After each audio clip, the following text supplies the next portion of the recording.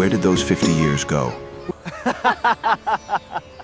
Welcome back to Still Groovy, the show about good living, hard-won wisdom, and staying hopeful in a broken world.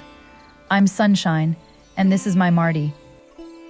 Today we are talking about something nobody teaches you in school but will absolutely cost you if you skip it. How to actually read a contract before you sign it. And I mean really read it, not just flip to the last page and scribble your name like you're signing a birthday card. I learned this the hard way in the 80s running Excel exploration on the Toronto Stock Exchange, surrounded by lawyers, boiler room guys, and documents thick as a phone book. He came home once with a stack of paper and I said, "Marty, did you read all of this?" And he said, "Well, my lawyer did." And I said, "Marty, English." She was right, as usual. A lawyer reads for legality. You have to read it for reality. Your reality, your life, your risk. The number of times I have watched people sign a lease, a phone plan, a home renovation contract, without reading a single line, it makes my stomach hurt. So here's the first thing you do before you even open the document. You ask, is this the final version? Because people have handed me drafts and said sign here, and drafts are not contracts. And you get it in writing.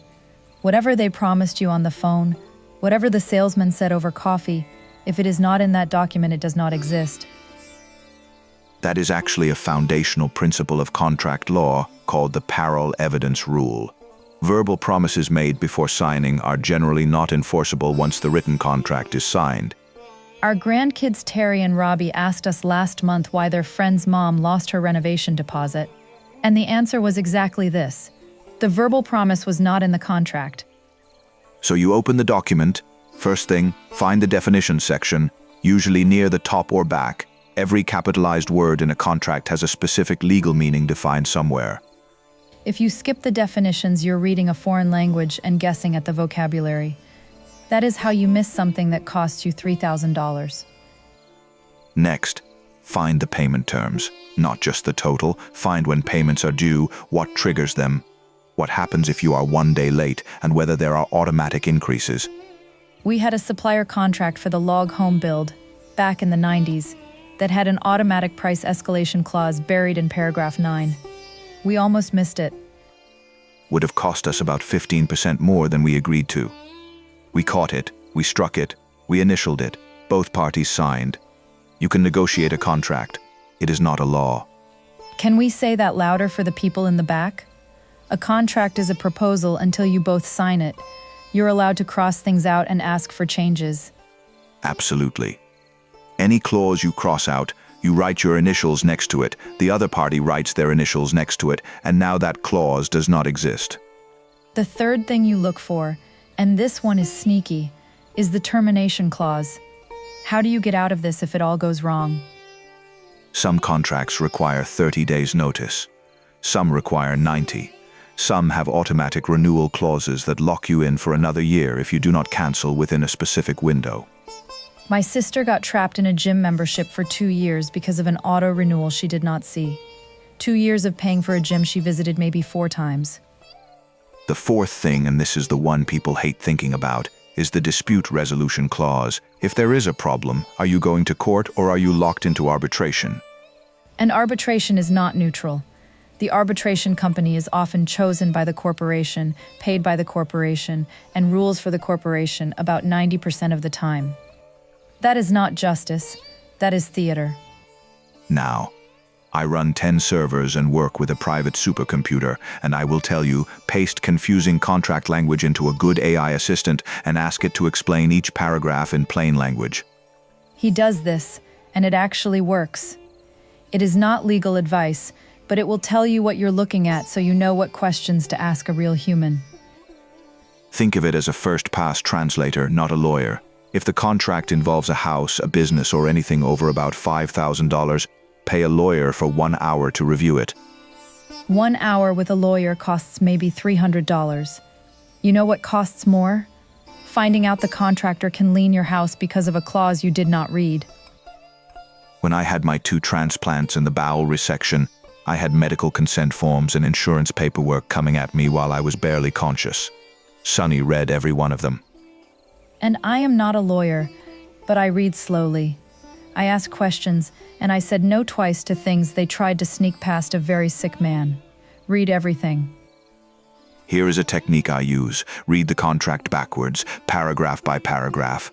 Your brain is less likely to skim on autopilot when the order is unfamiliar. I read it forward, but I flag every sentence that has the word may in it, because may means they can do it and are not promising they will. Will is a commitment. That is a brilliant distinction. We may charge additional fees means they will. Eventually, we will charge no additional fees means you have something to point to if they do. Also look for the word sole discretion. If a contract says they have sole discretion over anything, that means you have zero recourse if they exercise it against you. And look for what is missing. A good contract specifies a completion date for a service. If there is no completion date, they can take until the end of time and be in full compliance. We learned that with the Kubota repair 2 summers ago, no completion date in the service agreement. Tractor sat for 6 weeks in peak garden season. We were not pleased. Live and learn. Now we write the completion date in the notes section and ask them to initial it. It changes the conversation immediately. The fastest way to see if a company is trustworthy is to ask them to change something small in their standard contract. A good company says sure. A bad one says we never do that.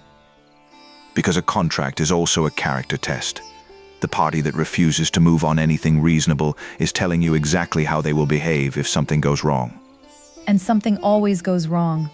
55 years together, 3 kids who were a glorious handful, a house built by hand on 33 acres. Something always goes wrong. Plan for it on paper first. One last thing. After you sign, get a fully executed copy, meaning both signatures on the same document the same day. Do not let them say we will send it later.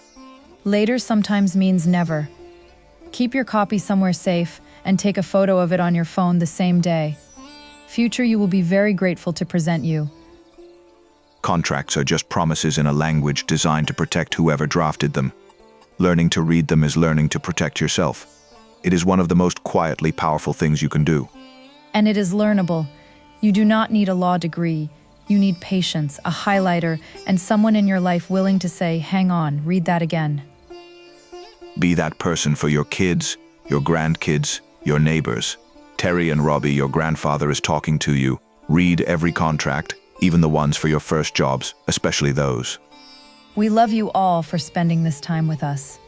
Stay curious, stay careful, and remember the best time to understand an agreement is before you are in one. Take care of each other. We'll see you next time on Still Groovy.